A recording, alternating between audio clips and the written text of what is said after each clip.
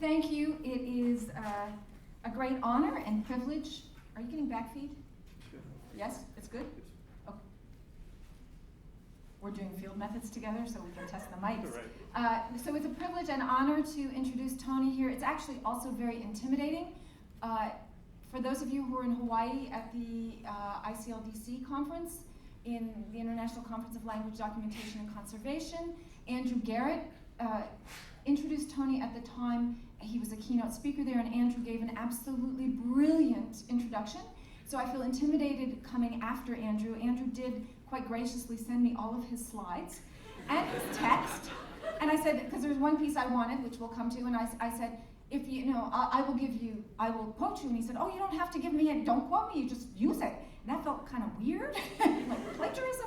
So I'm not going to do that, but I am grateful to Andrew for that. And it's also intimidating because Tony is a very good friend. I know people have been saying when they first met the speaker, and I can't remember when I first met Tony. So Tony is here as the Hale professor. As Carlos said, the Hale professor was established in 2003 by the LSA as a way to address the strongly felt need in our profession to document endangered languages and work with communities toward their preservation. The establishment of this professorship really created a huge buzz for those of us who do field work. The fact that the LSA formally recognized the importance of it. Hale's dedication to the study and preservation of endangered languages is legendary. And so the professorship ensures that students have access to courses that prepare them to do investigation of poorly documented languages, even if their own institutions do not offer them. The professorship is supported by a grant from the National Endowment for the Humanities, and so we are very indebted to them too. Ken was a linguistic superhero, and I also feel funny talking about Ken Hale here. There are people, his colleagues from MIT, who knew him much better than I did. But here are a few key points for those of you, particularly the younger people in the room who may never have had the luck to meet Ken. He had an extraordinary, near mythical ability to learn languages.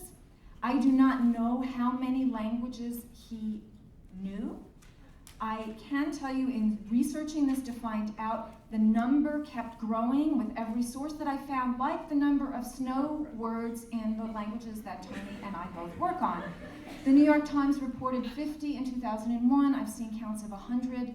I don't know, but if you ever are lucky enough to hear recordings of Ken doing field work, it's unbelievable. If there are a linguistic fairy godmother and I could have anything, wealth, thinness, Ken's brain, I would go for his brain.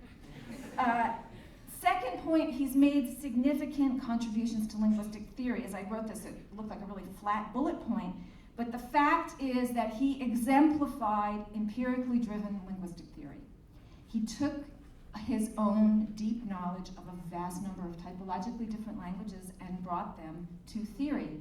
So, for example, he's quite famously known for classifying languages as non-configurational and looking at what the properties meant and looking for a way to unify how properties of non-configurational languages cluster together. And Ken was deeply dedicated to the education and promotion of native speaker linguists, building capacity and really working within communities. Some of his students include Ophelia Zepeda, who's Tohono O'odham, Paul Platero, Marianne Willie, Elavina Perkins, all Navajo, and Jessie Little Dobert, Wampanoag. So names you probably know. There are many, many, many things one could say about Ken, and I could go on all night, but you want to hear Tony. But since I have the floor, I decided to pick one that I care about passionately, and this has to do with language endangerment. Ken organized a symposium on endangered languages for the LSA in 1991. The collection of papers was published in Language in 1992, and the symposium, the resulting publication and I should say Ken edited the essays, they're all part of a movement that resulted in an increased interest in linguistic fieldwork and key developments in our fields, including not only the obvious effects of language documentation, but also in the LSA, a standing committee for ethics and a code of ethics. Until this was developed in the LSA, we were using the Anthropological Association's code of ethics. We did not have our own. Increased attention to archiving, both preserving data and making it accessible to multiple users, and a renewed emphasis on the role of empirical data in linguistic theories. So with that overview of Ken, I can think of no one better than Tony to be the Ken Hale Professor. Here are just a few key dates in his biography. He holds a BA MA from the University of Chicago. In 1975, he wrote an MA thesis on ergativity, directed by Jerry Sadek, and this thesis is still cited, his MA thesis from 1975. Jerry and I have been working with Greenlandic Eskimo Kalaallisut, as we call it now, and we required this thesis, this MA thesis, for our students. He's a PhD from the University of California, Berkeley in 1981, and you see that he was Mary Haas's student. He has been at UT Austin since 1981, and where he's been assistant, or 1980, I have two different dates here, assistant associate full professor, chaired linguistics, and is also co-director of ILA, the Archive of the Indigenous Languages of Latin America.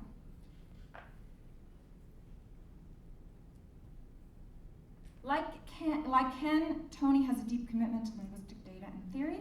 His work is anchored in the study of language in use, socially and culturally anchored, and for him, language and linguistic patterns are deeply connected to culture. Tony works on very complicated topics such as verbal poetics, natural discourse, tone, prosody, intonation, topics that require a deep knowledge of the language as a part of a holistic cultural system, language that cannot be understood outside of its context and cannot be extracted or objectified without loss of the system itself. He is an expert in language documentation and preservation and works specifically in Chiquinho linguistics and out Inuit Yupik linguistics. Like Hale, Tony is a champion of training community members as linguists. For example, probably I think people in this audience know the names of Emiliana and Hilaria Cruz, both who are trained at PhDs in linguistics at UT Austin. Emiliana is now an assistant professor at UMass Amherst, and Hilaria is starting a postdoc at the University of Kentucky. Ken and Tony were both at a conference that Lindsay Whaley and I organized in 1995. And so I have pictures there. You can't see. There's Michael Krause looking very young. Colette, well, everybody's looking young in 1995. Even you guys, the young guys, were looking really young in 95. I don't have any pictures of, they were there together, but I don't have any pictures of Tony with Ken from that event, and any events to paste him in there. I wanted to surprise him, but if you look on the web for images of Tony, you'll see a lot of head images. So anything I did just had this kind of disembodied head floating above, and it didn't look good. But he was there. So, and finally, as I said, Andrew gave him a very brilliant introduction, and I would like to highlight Tony's one last contribution of Tony, which was, to the best of my knowledge, first identified and defined by Andrew Garrett in his introduction. He identified the phenomenon known as Woodbury's Law. And I feel no introduction to Tony would be complete without it. The thing is, fieldwork and documentary linguistics get criticized as data collection that is allegedly not concerned with generalizations. But, as Andrew pointed out, Woodbury's Law is at least a tendency and may be an exceptionless law of language documentation. So if we look at Franz Boas, Jürgen Rischel, Tony himself, Gary Holton, you will see people who began doing fieldwork in the Arctic and then moved to the tropics. Neither Andrew nor I are aware of any changes in the opposite direction. The causes of Woodbury's Law remain elusive. At the reception, we can take a casual poll, and you will see that actually pans out. So with that, I would like to thank you all for coming, and I will pass the floor over to Tony.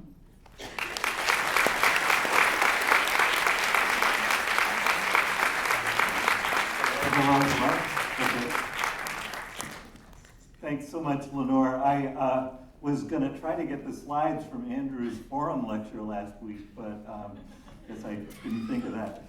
But I want to, first of all, thank the people who have put on this wonderful institute, Carlos, Alan, and Laura especially, for all of the work and the wonderful institute that they've put together. And I'm so happy that it's here at the University of Chicago, where, as Lenore said, I toiled in the fields 40 years ago and more. I am honored especially to be giving the Ken Hale lecture in honor of someone who I knew and admired so much and whose aspirations for descriptive linguistics and for our discipline as a whole I have tried to follow. Let me get my PowerPoint rolling here.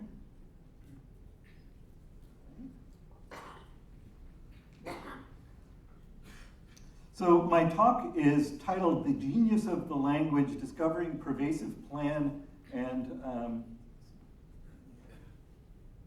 Discovering Pervasive Plan and Unique Design in Linguistic Description."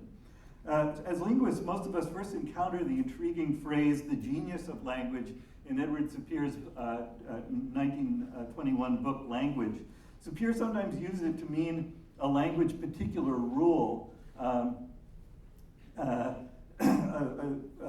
a sense of, is a sense of it that has been around for quite a while. So, for example, the application of the principle of concord varies considerably according to the genius of the particular language.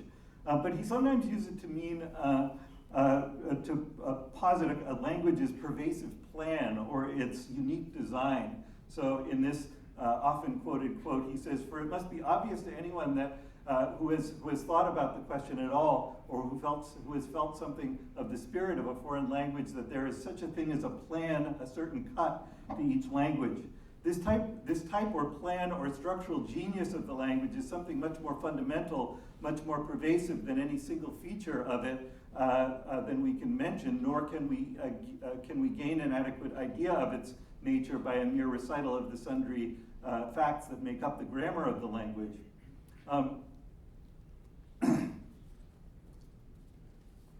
Sapir had in mind a novel typological scheme centered on the interrelationship of morphological function, stem, derivation, and inflection with levels of and degrees of lexical concreteness.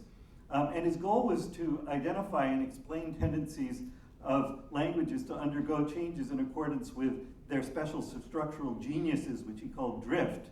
But this special project notwithstanding, Sapir's use of the phrase had quite a zing, and it had a considerable influence. It's had a considerable influence on grammar writing and other descriptive linguistic writing. So, for example, Nick Evans and Alan Dench.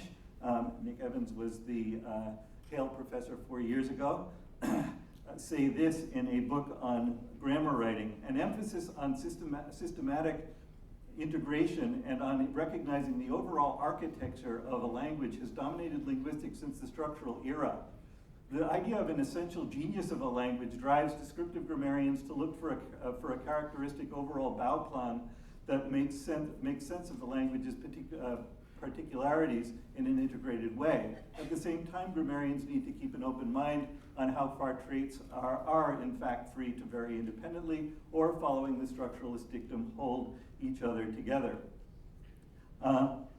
Likewise, Karen Rice, who was the Hale professor 2 years ago, has, in a paper with a nice title, "Let the Language Tell Its Story, the Role of Linguistic Theory in Writing Grammars," says, "In the largest sense, a grammar should express what Sapir refers to as the genius of the language. The genius of a language, a phrase used often by Sapir, is what the grammarian ultimately hopes to capture. What is the genius of the language? How can one encapsulate it in a grammar?"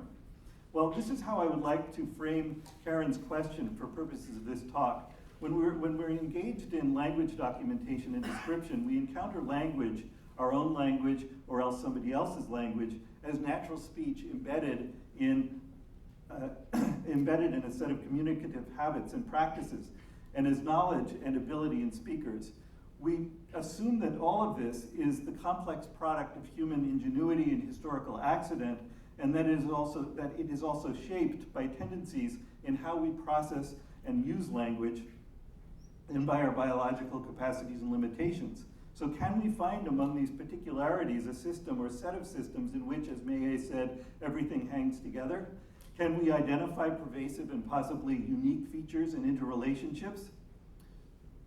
Well, my purpose in this talk is to discuss some examples where linguists make claims about a pervasive plan and unique design in their writing on particular languages, to distinguish this genre from explanation or treatment in historical, typological, or universal terms, to all of which, of course, this genre still makes important heuristic contributions and substantive contributions as well.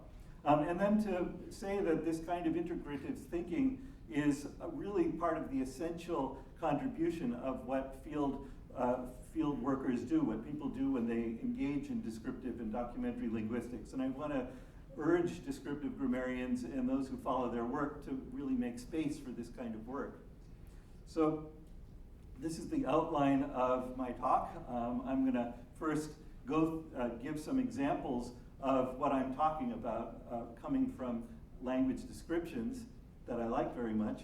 I'm then going to talk about two cases in more detail from my own linguistic work, one on Yupik Inuit and one on Chiquinho, and then I'll end up with a few conclusions. So let's start out with a survey of examples from language descriptions. A very good place to begin is with the work of Ken Hale. He begins his well-known 1983 article on non-configurationality as follows. He says, "The grammar of Woodbury, an Australian Aboriginal language of Central Australia, exhibits a number of properties which have come to be associated with the typological label non-configurational, including, among others, free word order, the use of syntactically discontinuous constituents, expressions, and extensive use of null onaphora." In his discussion, Ken argues further that despite this non-configurationality, Woodbury subjects enter into reflexivization and control constructions, and in ways that are similar to subjects in languages lacking these kinds of typical non-configurational properties.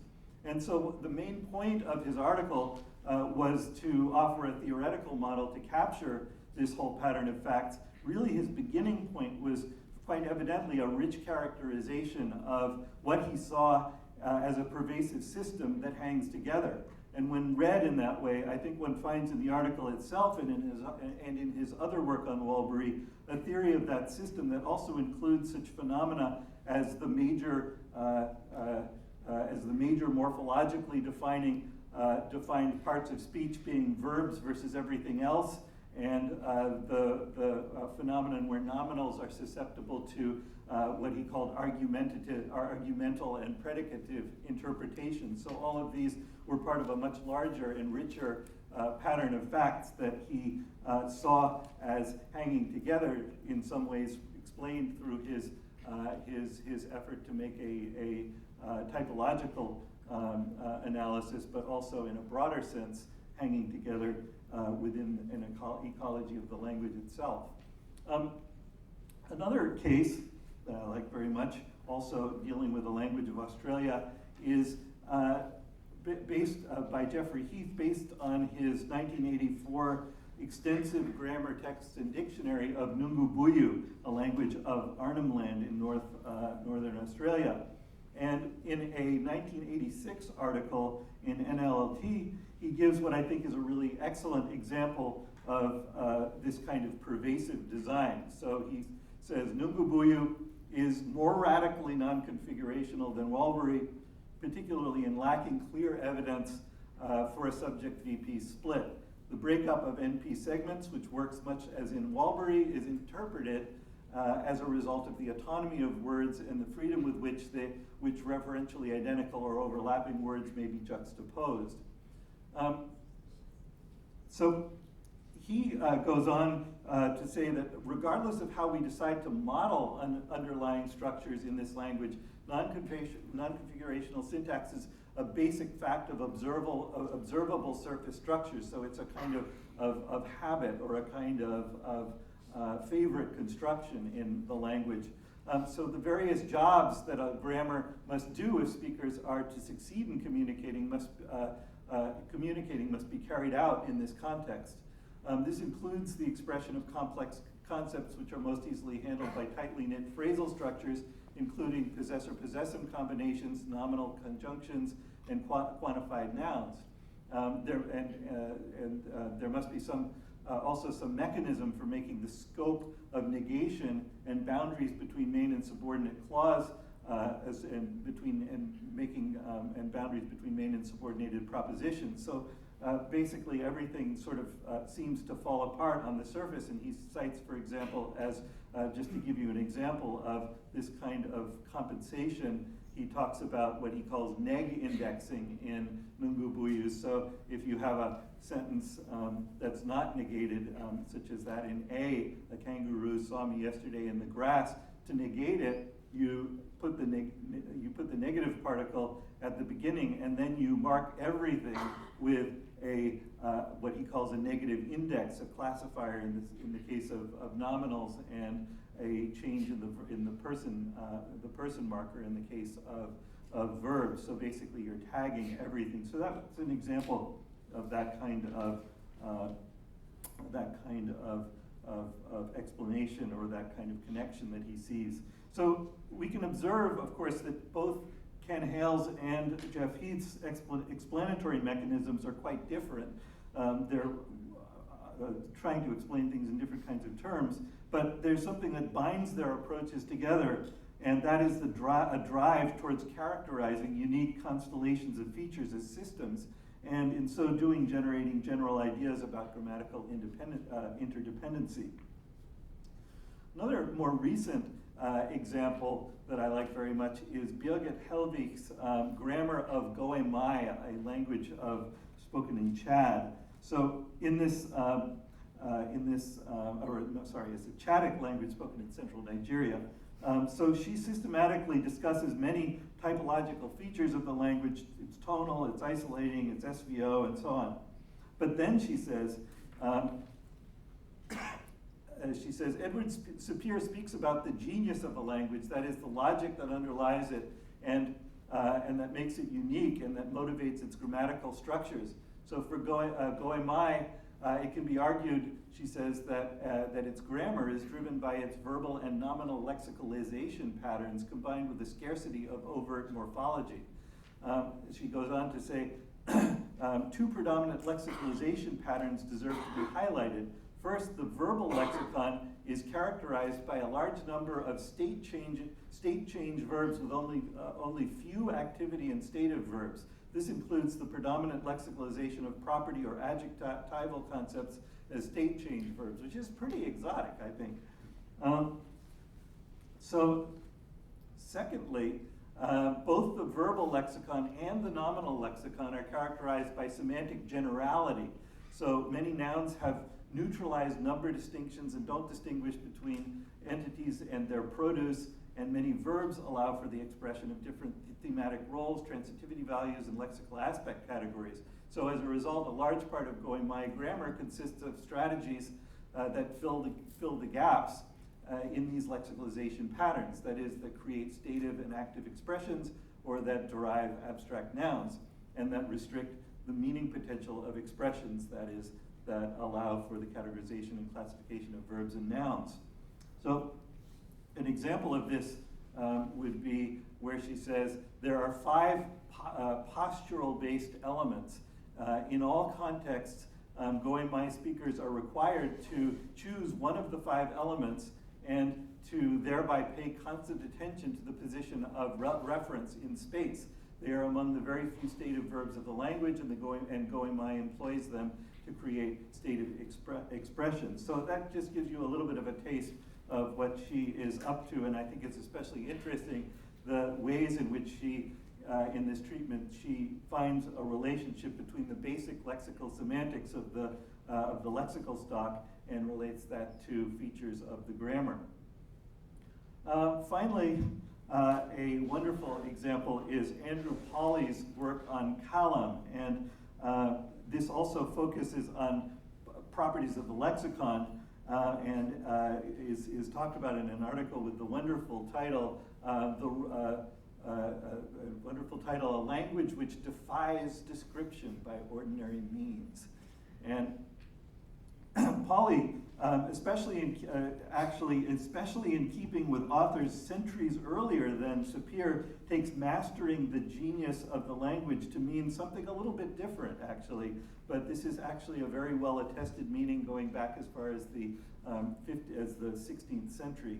There's a paper on that by Edward Stankiewicz that's very interesting.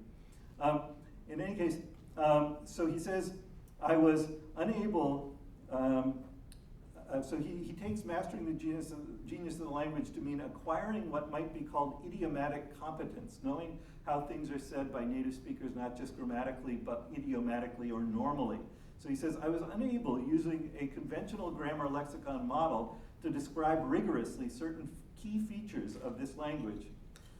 So he says, verb stems are a closed set consisting of about 100 members. Speakers rely heavily on a small subset of these termed generic verbs. There are 15 generic verbs accounting for 89% of all verb occurrences in texts.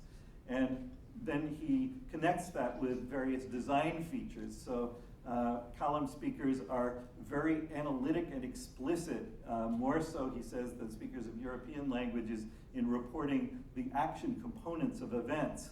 And he says there are lots of multi-word verbal expressions, and gives examples of a very, very, very big serial construction that you see in C there. This means to massage, strike, rub, hold, come, ascend, hold, come, descend, do. And, but he makes a further point about that. He points out that, that you actually, in speaking, can have well-formed utterances that don't quite follow the expected scheme. So to say Mossack shot the pig in the garden, as in A there, it's grammatical, but it's not conventional. Conventional would be Mossack shot the pig, which has come and stayed in the garden. So you kind of have to talk about who gets there, how they get there, what happens, then how they left, and so on. And so that's really a kind of a cultural formula. It's not exactly something that he considered to fit into the schemas of the grammar. So in this sense, Polly brings into the picture not only grammatical organization, but what Worf called fashions of speaking, the conventions built on top of grammar, and that have a kind of a cultural logic. So having gone through this, this set of examples, and there's many more obviously, here are a couple of themes that are recurrent. So all of these examples are quite varied, and that's natural. You would expect that in a project like this. But one of the things that comes up is favored properties, properties that languages really go to town on. So free word order or discontinuous constituents, verb serialization, change of state roots, and so on.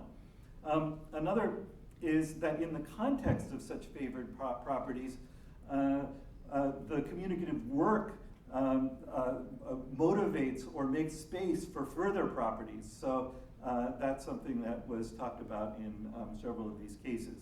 And finally, the interdependence of predominant linguistic properties and predominant communicative practice, such as Polly starts to talk about. So all of those give us a kind of a first look at this.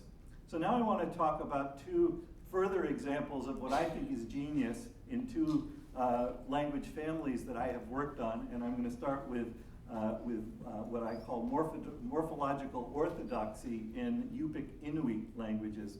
So this begins with my first fieldwork in 1978 in Chivak, Alaska, which you can see being pointed to by the red arrow. And this is me in Chivak with Leo and Mary Moses. Leo passed away 2 weeks ago, and I was very sad to hear about that. But in any case, we were working together in those times and for many years after that. So this is the Yupik Inuit languages. I am going to be talking about Chupik, which is a variety of Central Alaskan Yupik, and I'll be kind of talking about Chupik, but what I say will mostly be true of all of them, except Aleut, which is a little bit different.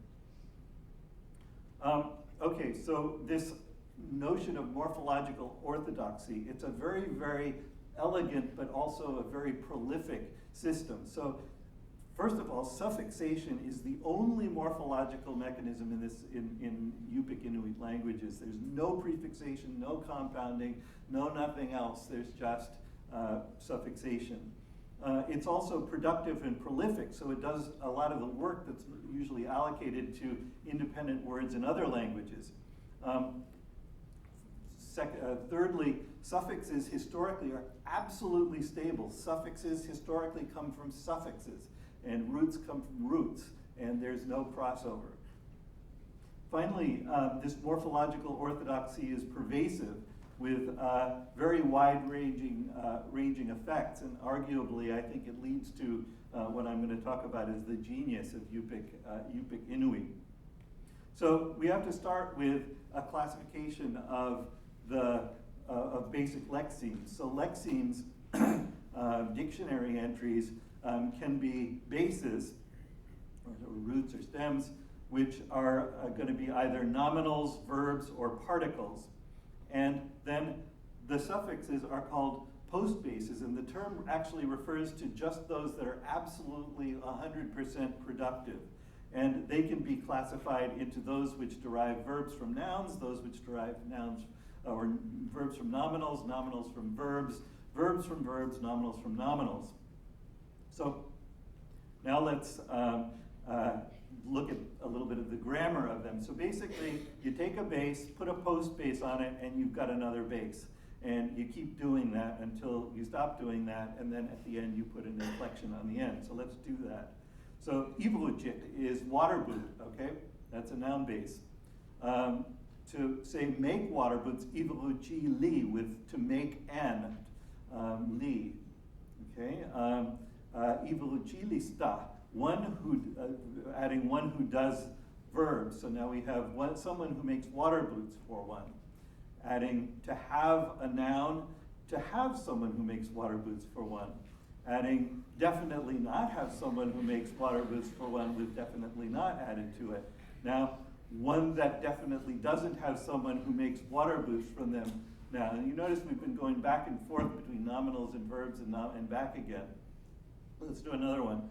Oh, so it gives us the whole thing. You wanted to see the whole thing. So that's ivruchili stunk suvanailimok. And that means one that definitely doesn't have someone who makes water boots for them. Let's do another one. Ho yorani is a verb base meaning to be smiling. So adding suddenly be smiling. Adding another, suddenly smiled. Adding another, suddenly smiled, but alas. And then evidently suddenly smiled, but alas. And finally put an inflection on it. Evidently, he or she suddenly smiled, but alas. So basically, that's what I'm talking about. And so just to kind of go back and see what we just did, there's a kind of rudimentary post-base grammar that says that the post-base selects the category of the base to which it applies and determines the category of the resultant base. So a noun to verb postbase selects a nominal base and it forms a verb base. Also, there's a postbase scope rule. So a postbase has scope over exactly the base that it selects. So for example, here is a base which would mean to say that someone will go out. So we have the will and then the say after that. If you reverse the order, you get a base that means will say that someone went out. So the scope follows the order of the post bases. And so it's very important to show why and how this system actually is very expressively central in the language. So there are several things we can point to. One is that there's a huge inventory of these productive post bases. It's in the hundreds. Second, and this is true for all of the languages, second, there's a wide range of meanings and grammatical functions that these post bases have. And third, the recursive base derivation rule is used pretty liberally. So let's examine all of those characteristics.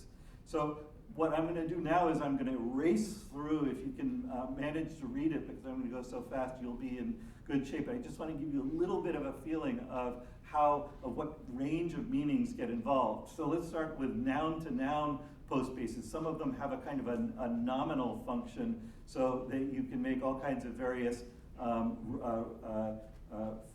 ones where the referent is related to the base nominal, shown in 1. In 2, there's various measure meanings that they can have. Other noun-to-noun postbases are adjectival or adverbial in their function, so properties and certain kinds of adverbial meanings when they're put on demonstrative and time expressions.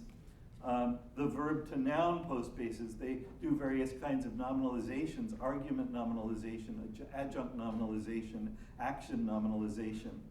The noun-to-verb postbases, the other direction, are basically verbs of kinds that normally are independent or that are independent in many languages. So the only copula in the language is one of these. Various kinds of complement-taking verbs. There's no other way to say have than with a suffix, or to lack except with a suffix. To run out of, to smell strongly of. The meanings get lexically fairly pungent. Then also various other kinds of verb meanings. Then when we get into the verb-to-verb, now we're really in Grand Central Station. There's lots and lots of different kinds of verbal meanings, from ones that are very, very verb-like: to let, to ask, to say that, think that, wait for, tend to, cause, etc., on to relatively grammatical ones that are voice-related, and so on. And then with all kinds of modality meanings, ability, phases of accomplishment, and so on. Also among the verb-to-verb are all sorts of adverbial meanings. So basically, there are many, as you can see listed here, many kinds of adverbial meanings, some of them relatively grammatical, such as tense and negation, others more lexical seeming. So that basically shows all of the range or shows some of the range of the kinds of meanings that are involved. So now the next point is, so how much recursion really is there in this language? So there's a lot of different things people have said. Steve Jacobson says up to 6 postbases, rarely more. Osito Miyaoka has examples with 10. I decided to make an empirical test, and so I found that in a 4-hour conversation among elders in the traditional men's house in Chivak, there were 3,489 words. Of them, 1 had 7 postbases, 3 had 6, 14 had 5, 63 had 4, 225 had 3, 585 had 2, a whole bunch had 1, and then there were actually more than half had none. So it's something that is, on average, not necessarily that high, but the potential for elaboration is very high, and people like doing that. They admire it and they like it. And then just to kind of show you how kind of labile and facultative this is, there really are different standards in different languages. In Siberian Yupik, Willem de Roos's impression was that it was less than in Central Yupik. In Kalashnisut, Mike Fortescue says up to 10 or more affixes in succession before the inflectional ending is not particularly unusual, especially in the written language. So basically then the problem is, how can the binary left-branching suffixing structures of Yupik Inuit be sufficient for such extensive varied linguistic work? It's basically a very, very elegant, but maybe too elegant, formal setup.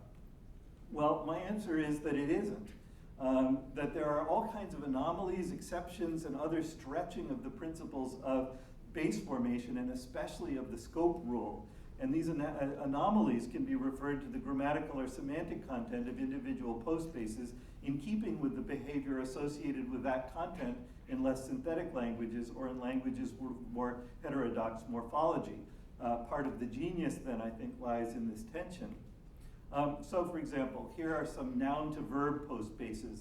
I have a kayak, I don't have any seal boots, I'm eating king salmon, I'm tired of tomcods, I'm building a house, it smells like smoke. Now, these formations give you constructions that look a lot like noun incorporation constructions, and tons of ink has been spilt on whether they're really noun incorporation constructions or not. The fact that they involve suffixes rather than compounding rules them out for some people. So we have, for example, I have a house. Okay, that's fine. I have one house made of ice. So basically you can see it's I house have with ice with one. And so basically the scope seems to be extending a little bit beyond the original base. Also, just to give you as a comparison, if I want to say using a normal verb to see, I see one house made of ice, I use that same instrumental case to mark the notional direct object.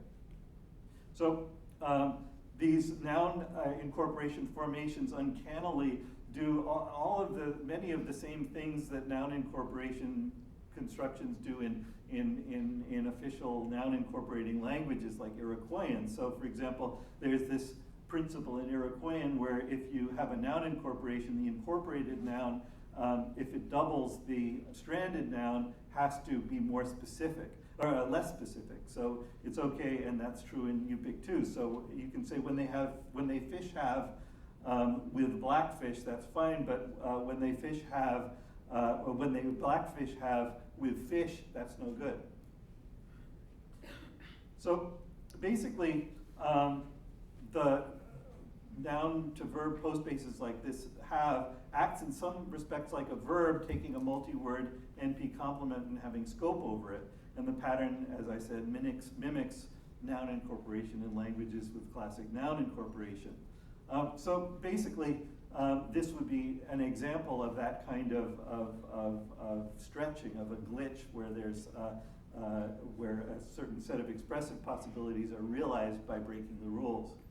Another case, supposedly, so what I've talked about is a kind of local semantically based ordering of postbases. But in fact, there's a little secret that was first broached by Michael Fortescue in 1980, and that is that there is some templatic ordering going on among these affixes. And so this is a little scheme that I figured out for Yupik of how to, of templatic ordering. So basically of these postbases that I've listed, these 6 categories, well, there's 5 categories and then the inflection, these guys all line up in this order and they have to go right before the inflection.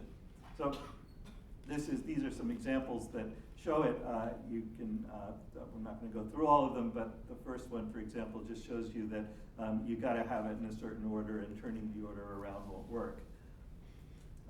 So there again, you have a case of a kind of pattern that's very common in many languages, the ordering of particular kinds of categories, very often those same categories, but they are turning up in this system that, strictly speaking, isn't supposed to be able to do that. So now a third case is what I call epithet postbases that have a very strange scope behavior. So they're normally they turn up in noun to noun as noun to noun postbases. So poor dear, village, funky man, darn kaislak, baby gulls. Okay, but you can also use them on verbs. And when you use them on verbs, they implicate the some argument of the in the clause. So if I say that what would actually mean to be poorly blind, the grandson, it actually means her poor grandson was blinded.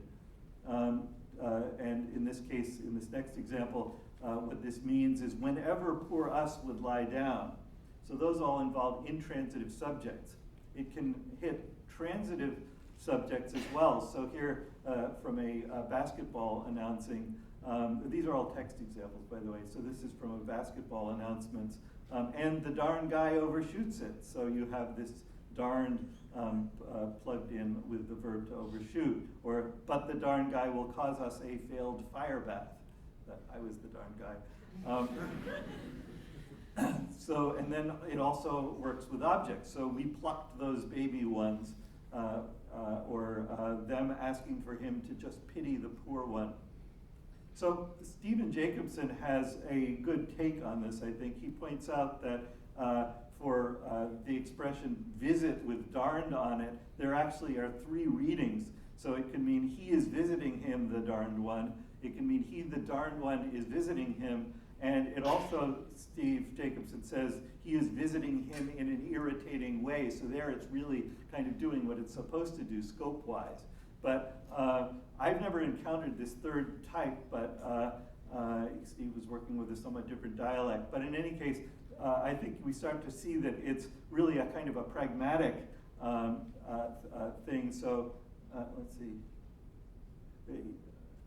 Right. So basically, it just depends on the context where the darn goes. So I think a better model for this actually, I think, matches something that we see in certain languages. In Nutchanuth or Nutka, Sapir has a wonderful paper about what he called abnormal speech. So he said that in speaking to or about a child, it is customary to add the regular diminutive suffix is to the verb, to verb or other forms, even though the word so affected connotes nothing intrinsically diminutive. Affection may also be denoted by it. So to do so, little one. And the interesting example is this next one. I am going home, little one. So it's just I am going home with this suffix on it. And it has absolutely there's no referential dimension. There's no referent for it to attach to. It just simply kind of applies to the addressee. Likewise, though, these aren't necessarily suffixes. So among his abnormal speech forms, he says, cowards are satirized by speaking in a thin piping voice that suggests timidity when speaking to or about them. So basically, I think that these modifications, certainly in Nutka and I think also in Yupik, create lects that are evoking or implicating classes of people rather than really allowing the diminutives or other forms to function specifically as operators on their bases. So then, the genius of Yupik Inuit, an elegant orthodox grammatical design that through some kind of collective ingenuity has been adapted to a very wide range of expressive and semantic complexities, stretching to accommodate the specific situations of the lexical content involved. And such situations, I think, often challenge expectations about grammar that are based on languages less exuberant or orthodox in their word formation strategies, and for that reason, all this spilled ink. And finally, the synth system, I think, is very seriously amplified to the extent that speakers keep using and liking words with many postbases.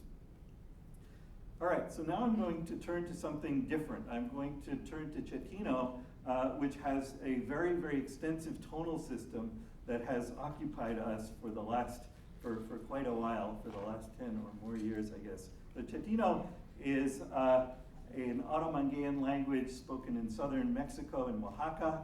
As you can see there, it's actually a group of languages. This is a kind of a rundown of Chiquinho in its context. It's a Zapotecan language, coordinate with Zapotec. I'm going to be focusing on San Juan Quiaique, Eastern Chiquinho. And it all started for me in 2002 when Emiliana Cruz came to our department to study linguistics to get her PhD. She was actually in anthropology. She studied anthropology and linguistics. And so we started working on her language, and we were joined in the summer teaching in Chiquinho land by her sister, and she then became a graduate student too, and then 4 other people became graduate students, and here they are celebrating the last of the 6 doctoral defenses on last April. And so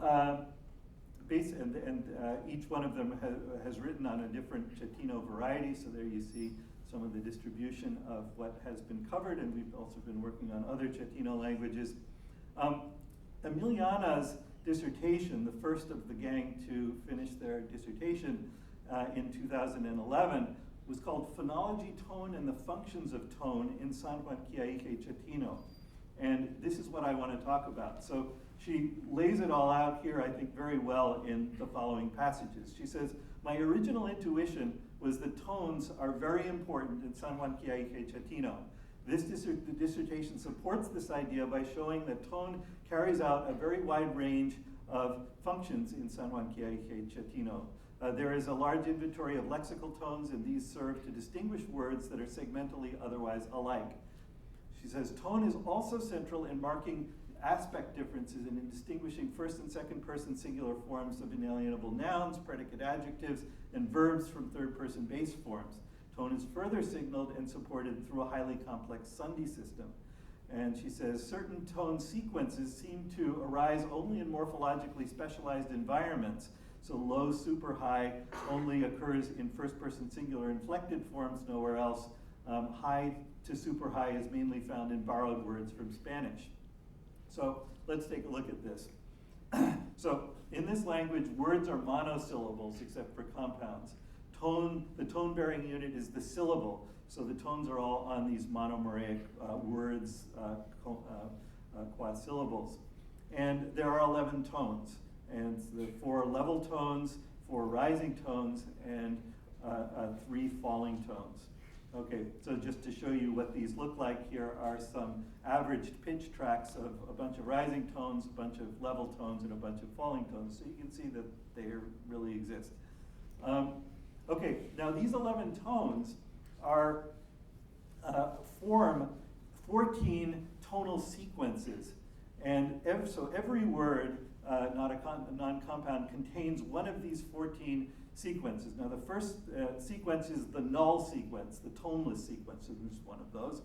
There are 8 single tone sequences. The term sequence may seem like overkill, but I have a reason to do that. And then there's our 5 two-tone sequences.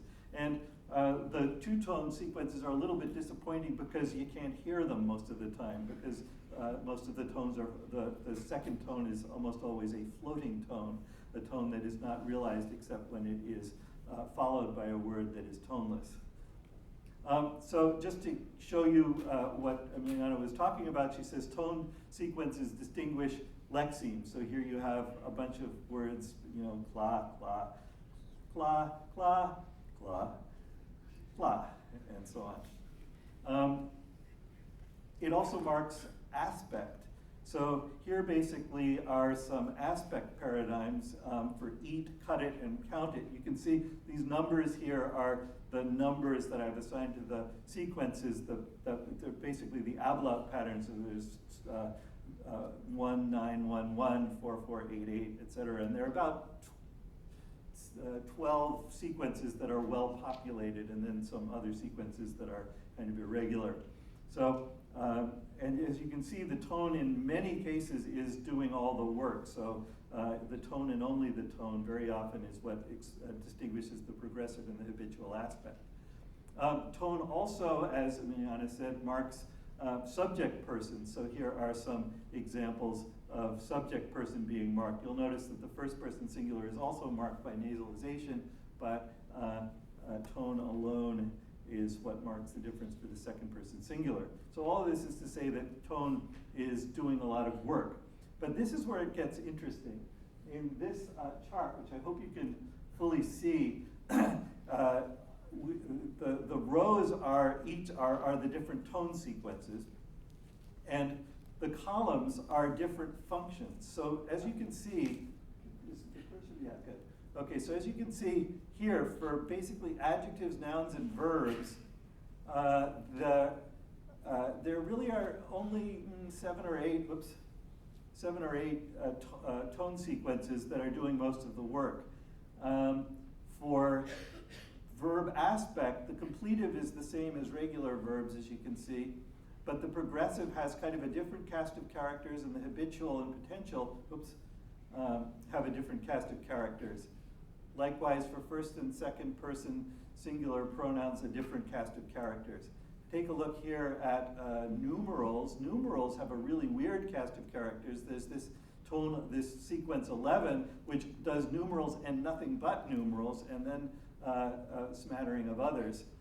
Spanish loans also have very specific profiles. So the bottom line is that the tones are functionally quite specialized. So they specialize for marking parts of speech, for marking aspect, person, Spanish loans, and affect. And on affect, maybe you can see that I have an asterisk here. Nouns in class 8 are basically only cute animals. And so, as you can see, we have all of these mid to super high que, sa, y. So you can sort of see why they are good for cute things. I don't know why curse is at the bottom there, but and then there's another tone that is used just for two adjectives that are sort of affective. So tiu for cute and ti for dear.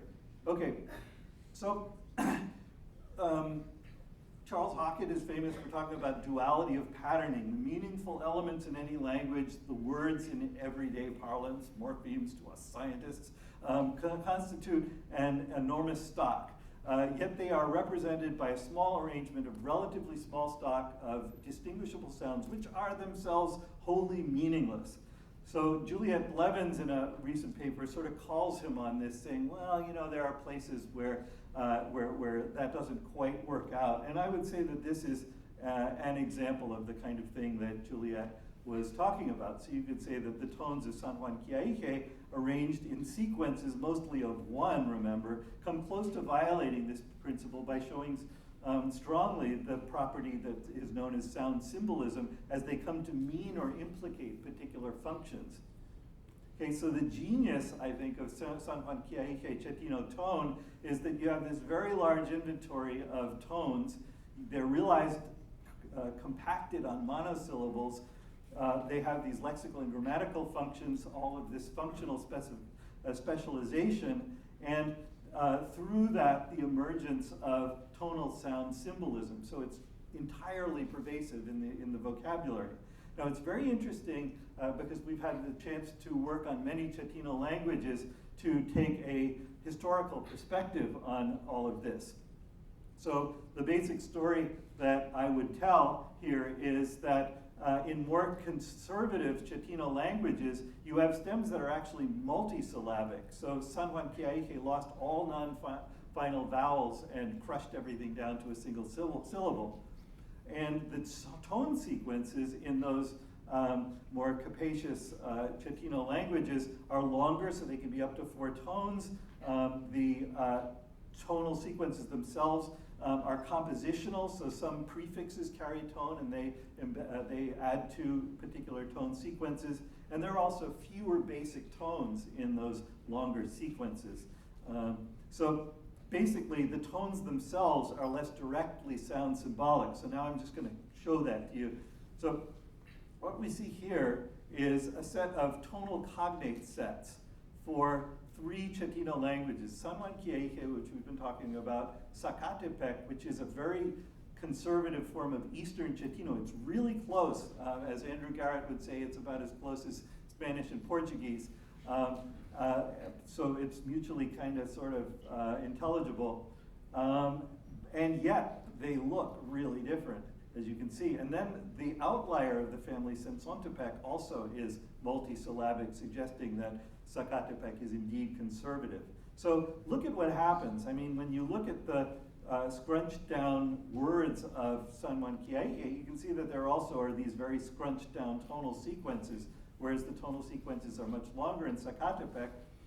In Sensontepec, something entirely different is going on. You can see that they lost most of the tones and ended up with about 60% of the vocabulary just being toneless, and the remainder having just 2 tones, the mid and the high tone. So in that case, the symbolism is almost entirely gone that I was talking about. Now let's take a look at how all of this works. So let's take a look at how the progressive aspect works tonally in these 2 dialects, San Juan Quiaique and then the more conservative Zacatepec. So we have 3 sets of completive and then progressive. The completive is sort of the unmarked form. The progressive has something extra. So I want to particularly focus on the row F, where we have a completive that is a completely different tone in San Juan Chiaique, as in the green box. And so we want to see, where did that come from? How did that happen? So first of all, let's take a look over at Zacatepec.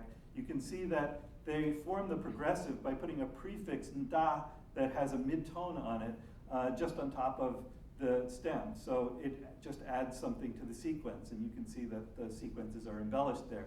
Over in San Juan Chiaique, where you get no vowel and no extra tone, you just have an N, and there isn't a tonal prefix. But looking more carefully, if you look at the row F in Zacatepec, you'll see that something happened tonally to the stem. So basically, for whatever reason, we don't exactly know what, the prefix is inducing a new tone, a super rise, a low to super high, on top of what you've already got on that stem. What happened when that got crushed down into San Juan Chiaique, that extra tone, is it just gave you a high tone with an S, and that's a completely unique tonal sequence that only occurs, or I think at one point only occurred, on the progressive. So basically it's the genesis of a new tone. But it didn't only stay as a tone on the progressive. It was decided at some point, you know, it really sounds a lot like Spanish, that progressive we've got. So all of the earlier Spanish loanwords, as you can see here, got that tone. So they have that high tone with a super high floating tone as the marker of Spanish loanwords. And each different Chiquinho variety, since Spanish came along after the differentiation of Chiquinho, picks its own tone to use for Spanish loanwords, and they picked this one in San Juan Chiaique.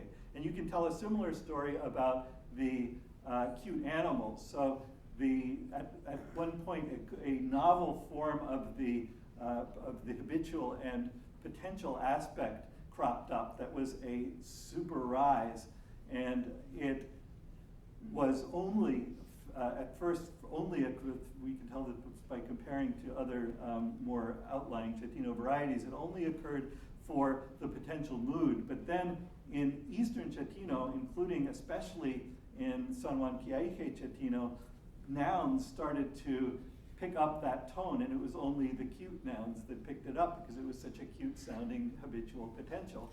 And so you can basically trace that by looking at all of the different Eastern Chiquinho varieties and seeing how one by one, more and more nouns, different ones in each dialect, start to pick up this cute tone. So the conclusion about the historical context then is that San Juan Chiaique's tonal genius can be understood in terms of the retention of the functionality of the morphologically complex tonal system that we got originally in Zacatepec, even as its words were reduced to monosyllables and its tonal sequences were crushed into unanalyzable contours. So in that context, particular tones become sound symbolic, allowing for lexical changes that then amplify the pattern. So just a few conclusions very quickly. We can add a few amendments to the set of recurrent themes that we identified earlier. So we can add recursive suffixation among favored properties. We can talk about the role of glitches to favored properties as part of what happens in the context of these properties. We can talk about patterns of historical retention and change, providing a context in which pervasive patterning and plan start to emerge. And again, I want to just emphasize that this is a very deliberately open-ended list. So finally, my hope is that discovering genius, novel, pervasive interconnection in grammar and in communicative practice will be seen as a goal in its own right and as a creative contribution of people who do extensive, deep linguistic work on languages and language families. Thank you.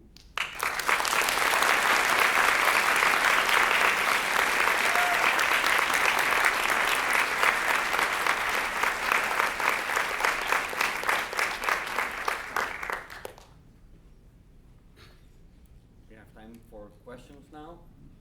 So there are mics set up on both sides, so you can come down and ask. And there's also a traveling mic if you have children with the sides.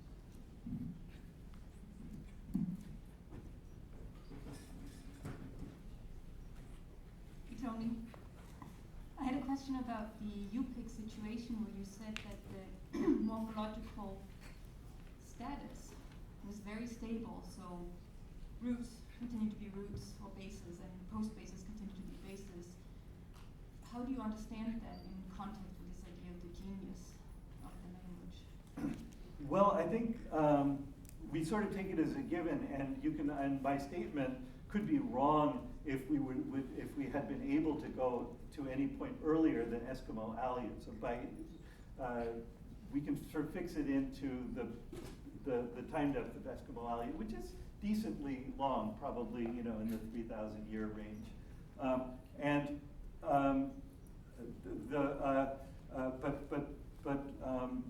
it's basically. I'm sorry. What was your question? So the question was. Yeah.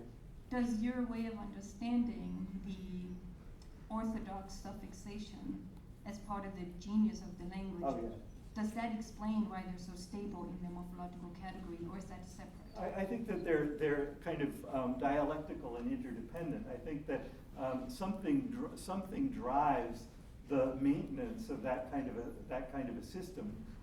You can sometimes see little places where even that starts falling apart. There's a fantastic set of examples in a paper by Shanley Allen and Mary Swift working on Inuit in Quebec of parent-to-child speech where you get gapping out of the base, believe it or not. Normally what you do is you just put a dummy base in its place. So those kinds of departures from normality, let's say, are gonna eventually erode this so-called genius. But it's the fact, I think, of the persistence that leads to how worked into the grammar all of this stuff is. And so it's again, it's kind of like Saphir's idea of drift. It's something that is maybe in the cards to a certain extent, but ultimately depends on practice. Thank you. So, what is the genius of English? Or French or Spanish or German? Yeah, now, I have a hard time with that. David asked me that too a couple of days ago.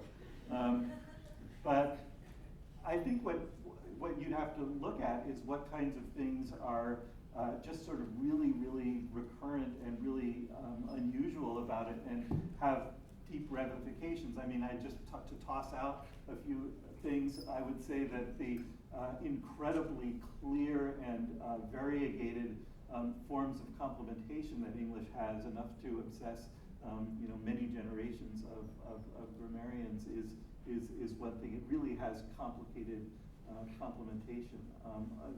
Another pretty clear thing is its massive vocabulary and its acceptance of lots of loan words. There's actually a whole literature on the genius as appreciated by, say, writers and translators that continues to this day, that isn't as much looking at grammar the way we would be doing. But I don't know.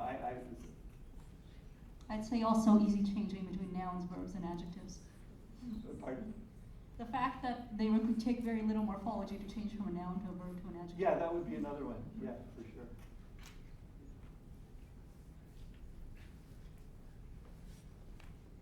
Jerry. I don't have a mic that I can be here.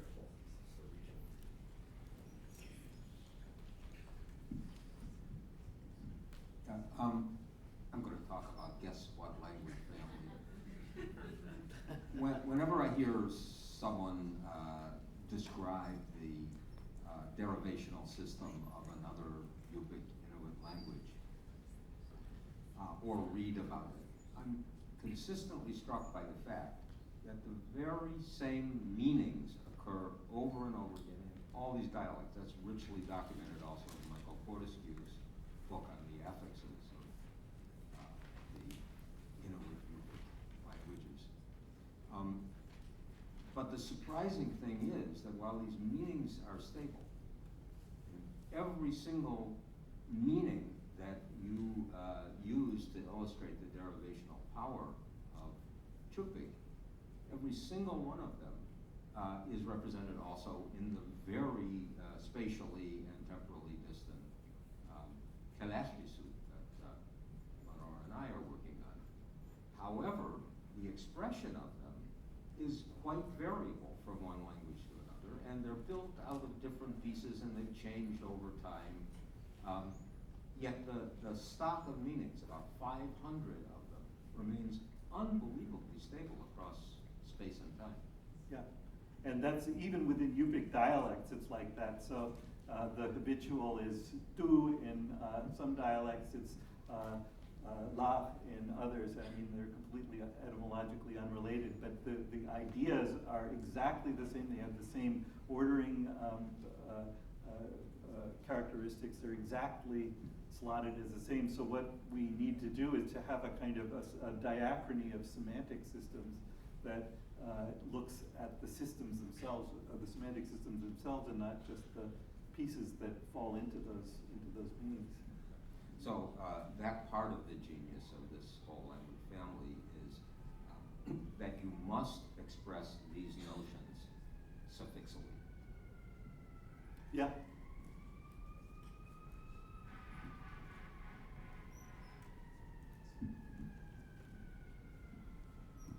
Do only some languages have a genius? As long as there aren't any grammarians chasing after it, there won't be. So it will work.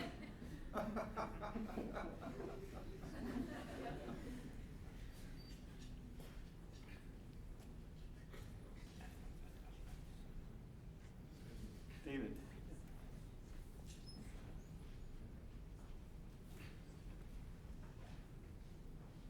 This is a very non-genius sort of technical question, but it occurred to me while, is this on? Yeah, it's on. Yeah, it occurred to me while you were giving the talk. So in Chiquinho, the unique tonal richness arose as a result of the scrunching that obliterated all the vowels, except for the last one. It was post-scrunching that the genius of the language realized that funny tones would be a cool thing to do to the Spanish loanwords as well. But they're all scrunched. Are they, I forget what it was, but it was like corazon had turned into, Right. something. Right. Are they still recognizable to them as Spanish loanwords, even without most of their vowels and consonants? Most of them are, but I remember arguing with Ilaria and Emiliana about sia, because that very one, because corazon and sia don't sound very much alike, but it's sia in some varieties and curacia in some varieties, so I kind of could tell that that was the next step.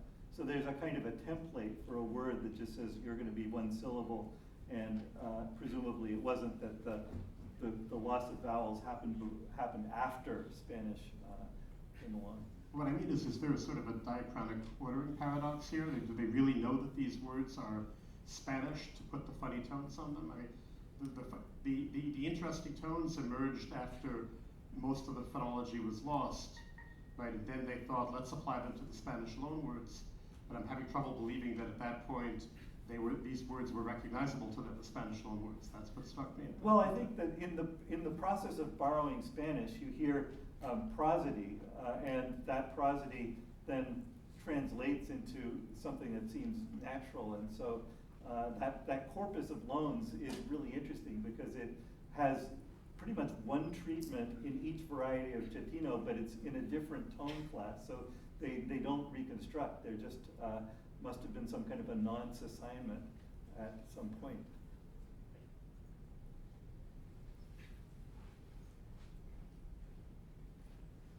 I have a question that is related to Jeff's. It seems like everything that you brought up is typologically rare, if not unique. And I wonder if you conceive of the idea of a language's genius as being necessarily rare. If we do consider that every language has a genius, is there some kind of boring one that is kind of a common strategy for dealing with things. Do you think that that is an interesting question? Well, I don't know. Not my question now, but the question, what? I think the thing that you could pick out of that is that there may be some hegemonic genii which are very, very widespread and so don't make us take notice. And so, you know, you typically find that the idea is most intriguing when it unearths something so exotic that it is that it sets you to thinking in typological or in universalistic terms about what might be ultimately going on. Whereas when it's something that's so common, it probably is there. It probably could be perceived from a different point of view, but it's just somehow not making itself salient to us. Or we've maybe figured out some of the parameters that are involved already, and so we don't really have to dig in deep as much. I don't know, that's just my guess.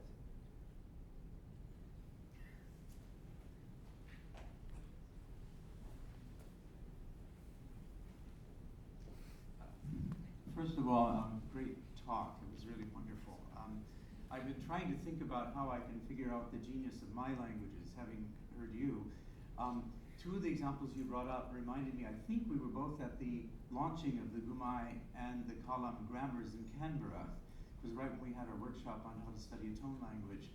And one of the examples is actually, it works out beautifully to make a point that I know you would want to make, which is, whereas any of us could do the Chatino, you can't do your Chupik unless you do a certain kind of field work. It seems to me that to really know, and particularly the Kalam example about serial verbs and being more analytic struck me, because in the area where I work in Cameroon, there's been this breakdown of the morphology of all the suffixes that mark applicatives and causatives and so forth. And some of the languages have gone for adpositions and some have gone for serial verbs, even though we're sort of out of the serial verb area of West Africa. And the best, and I asked myself the question, why do they do this? And I think it's very much related to the Kalam.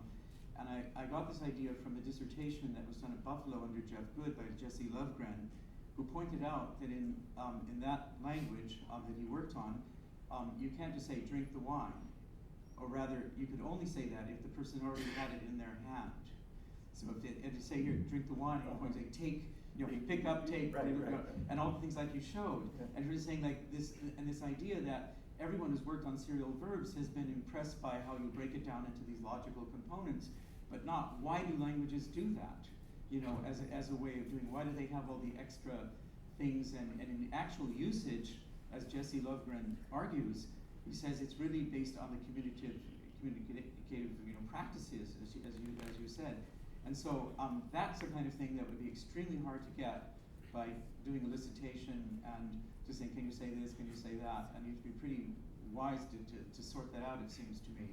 So anyway, fantastic work and very stimulating, and thank you. Thank you, Larry. Just to make a comment, I mean, in his descriptions, Andy Pauly basically figured out all of these sort of scenarios for all of these different kinds of actions, and he kind of made a kind of a formula. And when you look at it, you realize that it's a cultural poetics. It's not it's not grammar, because the grammar is pretty productive. And so if you draw the line at productivity in what you consider to be a lexeme and not, then you're going to slice it much closer than if you are going to actually look at the well-formed strings that are there. So, I think that that's something that comes up in Chiquinho, for example. There's a lot of parallelistic oratory, and in daily speech, to sound good, you have to engage in this very, very kind of parallelistic kinds of formulations. And you don't have to do it, but you just sound like you're not as good if you don't.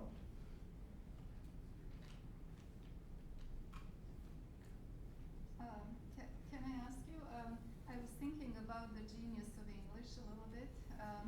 So could it be this obsession with those little words, little articles that I can never know where to, how to choose them, and the auxiliaries, and this ordering that has to be just, in the right place.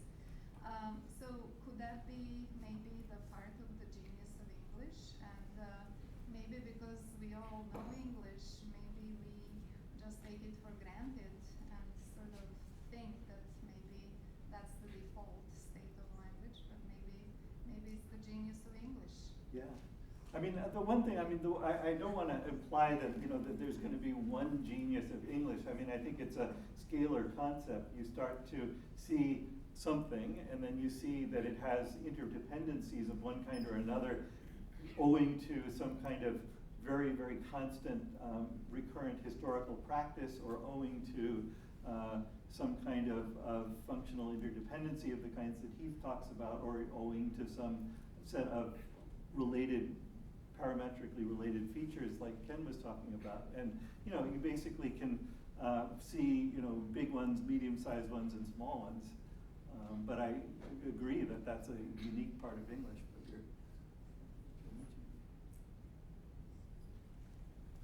Jared. Can I be heard without a mic? No.